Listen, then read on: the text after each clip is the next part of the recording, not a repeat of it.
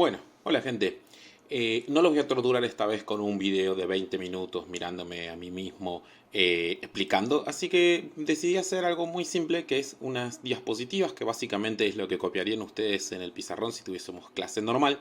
Hice unas diapositivas en PowerPoint que voy a explicar así muy por encima a modo de resumen de lo que vimos en los videos anteriores y un poquito de lo que vimos así de teoría básica con el primer trabajo práctico que en realidad no tiene muchos contenidos que después pretendo evaluar, pero para que tengamos una idea, ¿sí?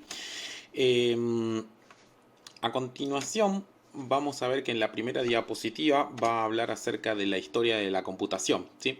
La computación nace, como habíamos dicho antes, por una necesidad que existe en el ser humano a medida que va avanzando su tecnología y su economía y sus científicos necesitan cada vez hacer cálculos con números más grandes, así que se cree que la primera existencia de estos, o sea, el primer registro que existe es el ábaco, ¿sí? Que surge en China, que es el primer aparato mecánico que podemos denominar tecnología que servía para contar y hacer cuentas cada vez más grandes. A medida que la tecnología fue avanzando, apareció por ejemplo el señor Blaise Pascal en aproximadamente en el año 1600, 1645 precisamente, para crear una de las primeras calculadoras mecánicas, sí, estamos hablando de partes mecánicas, que es la pascalina. Más adelante y ya en el 1800 tenemos a Charles Babbage, que genera la máquina analítica, que es una calculadora un poco más avanzada a lo que había hecho Pascal con más cuentas, ¿sí? Habíamos dicho también que este muchacho no termina de ver su invento creado, ya que muere antes de poder realizarlo. Hizo los esquemas, pero no pudo armarlo. Y un detalle que no pasé en los anteriores, en el video anterior, porque no le voy a dar mucha importancia, porque se la vamos a dar más adelante en otro tema, que es la existencia de las máquinas que creó Alan Turing durante la Segunda Guerra Mundial, un tipo muy, muy importante para la computación, que funcionaba casi como una computadora, pero lo vamos a tomar como una nota anecdótica simplemente porque lo vamos a ver más adelante, ¿sí? En la siguiente diapositiva ya pasamos a lo que sería medir, bueno, todos esos aparatos que han surgido a lo largo de la historia, en qué esquemas los podemos guardar. Bueno, la primera se divide en 4 generaciones. La primera generación son las válvulas y cables, o sea, computadoras que son enormes, de tamaños gigantes, que ocupan habitaciones, metros de tamaño, en donde se utilizan las tarjetas perforadas para poder introducir y sacar datos de las mismas, ¿sí? Solo para cuentas, imaginemos que es una gran, gran calculadora, nada más, ¿sí? No hay procesadores de textos, ni música MP3, ni nada que se parezca. En la segunda generación aparece el transistor que hace que sea todo de un tamaño mucho más reducido, ¿sí? Las válvulas que eran de, vamos a decir, botellas de 1 litro de gaseosa, más o menos de ese tamaño, bueno, esas válvulas pasan a ser cosas muy muy chiquititas que se pueden llevar dentro de la mano varias, así que eso hace que lo que antes era gigante se pueda reducir en tamaño. Lo mismo obviamente sucede en la tercera generación cuando se crea el microchip, ¿sí? El microchip achica todavía más mucho de los mecanismos. Y por último, la cuarta generación, que es la de la computadora personal, ¿sí? Cuando la compu por fin llega a casa y se transforma en un objeto más del hogar. Acá lo que más vamos a prestar atención es a la peli que vimos, ¿sí? A todas las circunstancias que se van a prestar para su creación y para cómo van a tratar de llegar uno u otro primero, Apple o Microsoft, para ver quiénes son los primeros en vender en masa computadoras, ¿sí? Pero no les voy a spoilear la película, todavía tienen tiempo para verla, ¿sí? Después habíamos dicho que los sistemas informáticos se dividen en 2 grandes grupos, el hardware y el software. En el primero, las partes fundamentales son el hardware, que es toda la parte física de la computadora, todo lo que ustedes puedan tocar, todo lo que ustedes puedan ser palpable a las manos, ¿sí?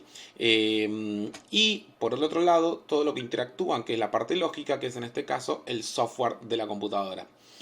Eh, Luego habíamos dicho que existían partes fundamentales para el funcionamiento de una computadora, las cuales están dadas por el microprocesador, la memoria RAM, la placa madre y la fuente de energía.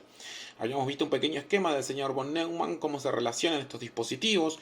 No quiero entrar en detalles muy específicos de esto, quiero que más o menos tengan una idea de cómo es gracias a ese gráfico, en donde la memoria da instrucciones que ejecuta el procesador y que nosotros interactuamos a través de los periféricos de entrada y los periféricos de salida, que son lo que vamos a ver en la siguiente diapositiva. Los periféricos de entrada son todos los que permiten meter información dentro de la computadora, que permiten transformar el mundo real y poder introducir nuestros datos dentro de la computadora. Los de salida es al revés, son los que permiten sacar información contenida dentro de la computadora, o sea, todo lo que permita ver lo que está sucediendo o escuchar lo que está sucediendo. Acá tienen mucho que ver los sentidos, ¿sí? Por ejemplo, un joystick nos vibra cuando sucede algún evento específico en un juego. Eso pasa porque estamos tratando de generar una realidad que no existe en el juego y por eso vibra tu joystick. Y eso es un periférico de salida en ese momento, el joystick, ya que está interactuando con tu tacto, ¿sí? Aunque, perdón, voy a hacer aclaración, el joystick es un periférico de entrada, ¿sí? Porque me permite enviar información a la computadora. Los periféricos de almacenamiento, que son todo lo que permite guardar, CDs, DVDs, discos rígidos, pendrives, todo lo que me permite a mí guardar información. Y por último, los periféricos de red, que son los que me permiten comunicar un dispositivo con otro. Bueno, este es un resumen. Así de cortito es todo lo que estuvimos viendo. Si quieren añadir más detalles, pueden volver a los videos que había grabado anteriormente.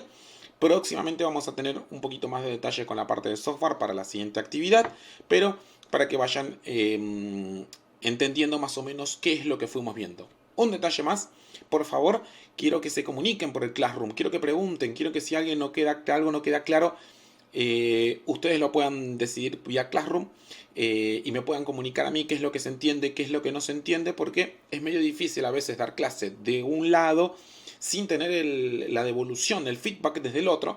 En este caso de ustedes, que me digan, bueno, no entiendo tal parte, no entiendo tal cosa. ¿Sí?